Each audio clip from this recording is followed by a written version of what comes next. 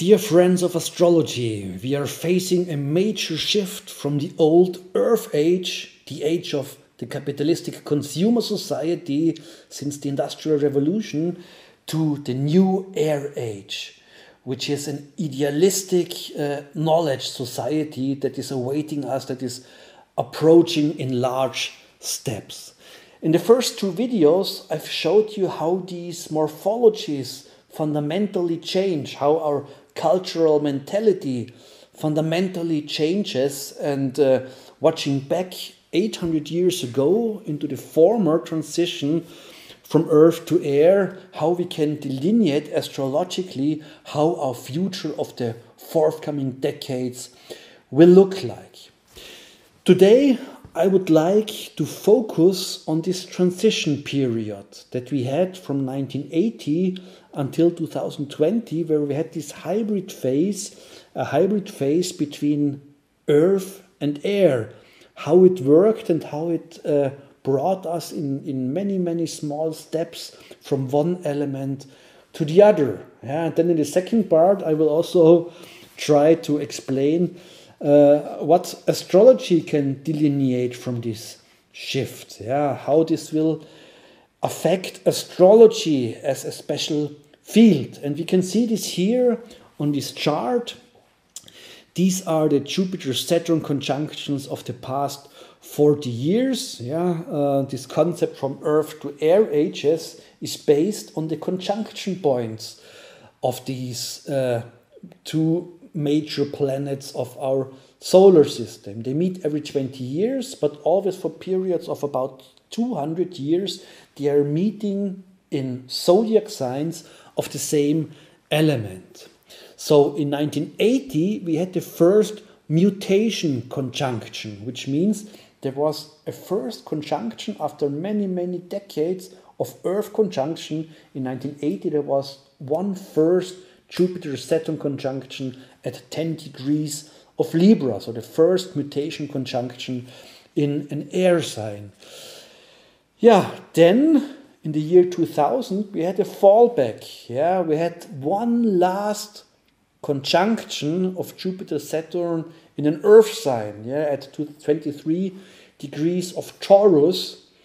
And then in the end of 2020, we finally had the first Jupiter-Saturn conjunction at 0 degree of Aquarius. So the first one that will now until the year 2159, where we will only have Earth conjunctions. So, and in these transition periods where we have a first of the new element and then a last of the old element, and then after 40 years, finally the new age is starting. In this transition period, you also can see how things in our culture change step by step. So in the 1980s, when the first conjunction in Libra took place, for the first time, we had the saying of the knowledge society. Yeah, we had the coming up of computers. We had the beginning of digitalization.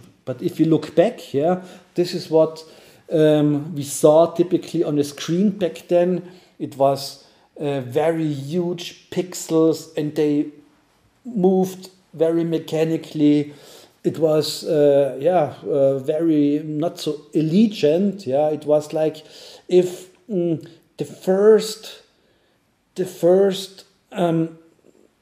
movements of spirit of the mental sphere tried to get out of this very thick world of matter. Yeah, so all these home computers we had back then, Commodore, Atari, and so on, they were more like,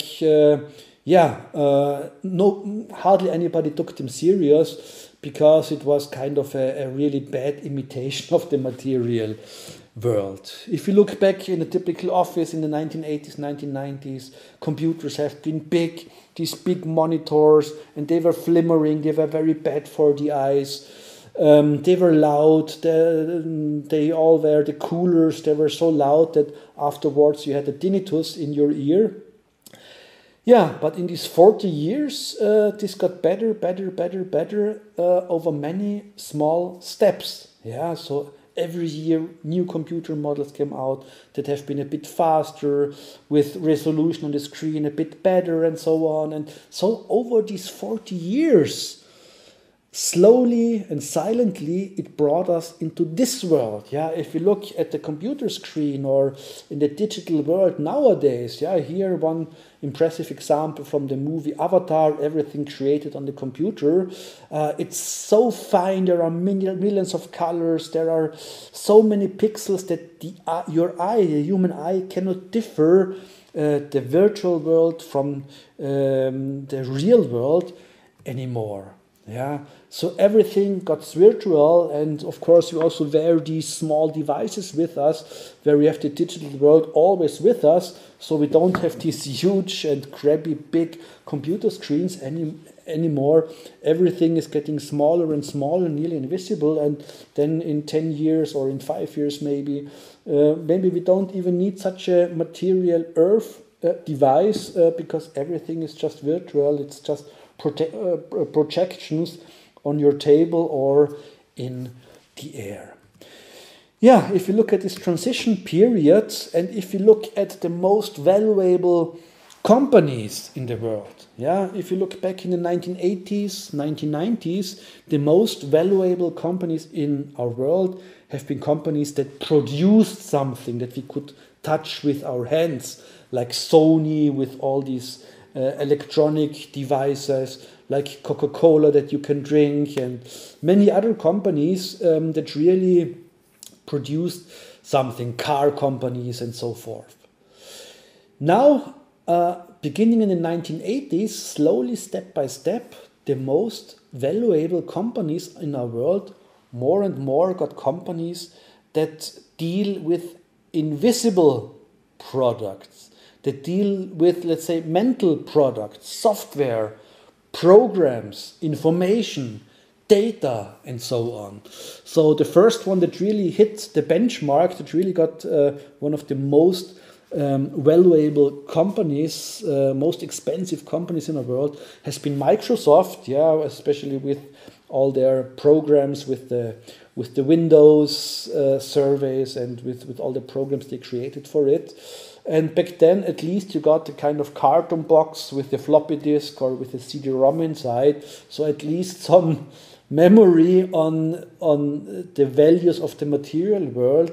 Nowadays, of course, it's only downloads. There is nothing sold anymore that go from hand to hand.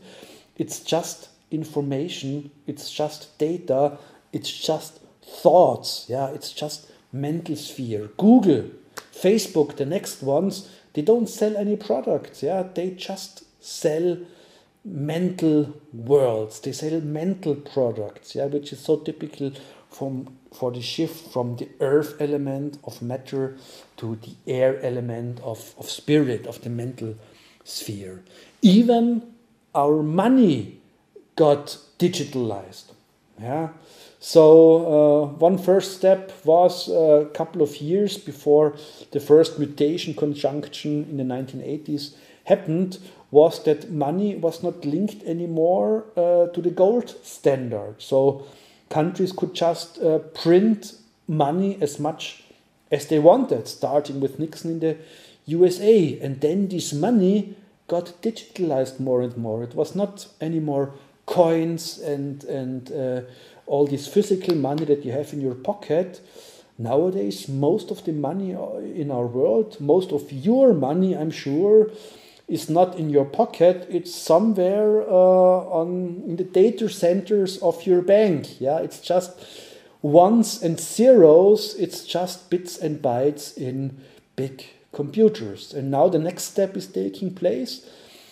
It's blockchain. It's cryptocurrencies. Yeah, so cryptocurrencies is just information. Is just data. Of course, this development will go further.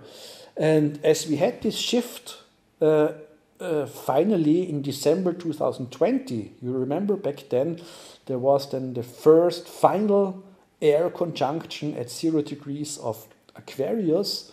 Since then, cryptocurrencies, blockchain technology is booming immensely, and now of course it also has hit the mainstream. We are now in the middle of a boom phase in the current cycle, and so even big investment houses like BlackRock and so on, they are investing considerably in this blockchain. Nobody of the established organizations would have done that back in the old Earth Age, yeah, putting so much capital into nothing, into spirit, into data, into information. Yeah, so what will happen if we have this continuing boom of blockchain technologies? Blockchain also means decentralization. It means you can make contract from person to person without the need of having somebody in between. So what's about all these doorkeepers of our property, like all these lawyers and the banks and the insurances? What will happen to them when we don't need these gatekeepers anymore? Will it be the end of the gatekeepers? I'm sure we will face a major revolution already in the next 5 years in this field. Yeah.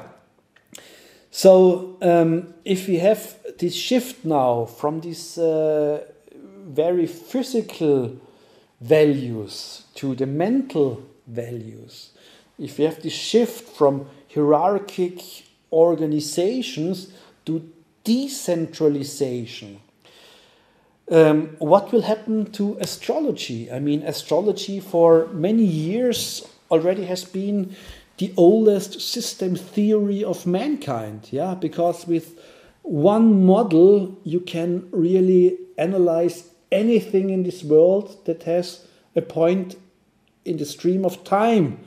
It's not just births of people. You also can analyze organization. You can analyze events. You can analyze currencies. You can analyze companies. You can analyze anything with it. Yeah, and in the old astrology of the Earth Age, for example, if this guy would have shown up in your consultation office, and you see, okay, he has a Capricorn rising, and Saturn as his birth ruler is in Scorpio near midheaven. Okay, this is somebody who is very strict, who is very reliable, somebody in which his life rules and organization is very important. Yeah, somebody who wants to work for the real thing. But you also see, okay, Sun, Mercury and Venus are in Pisces in the second house. So also groups are very important, maybe groups that have some common spirit with each other. And this guy comes into your consultation and says, oh, I'm such a poor guy. All the other people in my work, they are so nasty to me, and they don't like me, and they always unite against me, and I'm so poor. And you see, okay, he is Uranus on the descendant with the moon node, the dragon tail, and he also has Pluto out there in the third house quadrant. So of course, somehow other people bring problems to him, and bring very abrupt, very unpredictable changes in his life. Oh, you are such a poor guy, and you're the only one in the world who is really correct, but those outside, all these Uranuses, they always want to decoy you, they always want to smash you out of your order. Yeah, this would be the old astrology. You go into this frog perspective of the person and analyze the chart. But a new astrology of the air age has to take into account also everything around. Yeah, it has to look also at all these nasty people at his workplace. And for this, I've invented the group horoscope, or in English, Niederwieser relationship chart, where you can analyze whole teams, whole groups. And now we have here the perspective with all the other team members built around him. And you see, okay, all the others have all their planets here in his 7th house Cancer, in his 8th house Leo, and so on, in his 9th house in Libra. So he, with his Capricorn ascending, is the only one correct in this world, the only one who is trying to pursue the truth. And all these others out there, they are very emotional, Cancer. They all think they are the kings, but they are very subjective, Leo. And they all just make drama and theater all the time. They all just do strategic games and plays with the Libra. Yeah, so you have completely other means to help this person understand these other people. And by the way, the guy in the center here is Recep Erdogan, the president of Turkey, and the other guys around are the most important world politicians from the period 2016-2017, when Erdogan behaved quite nasty in world politics. And you could never see this with the common tools of astrology. You only can see this with this new revolutionary tool for an astrology of the air age, with the group horoscope.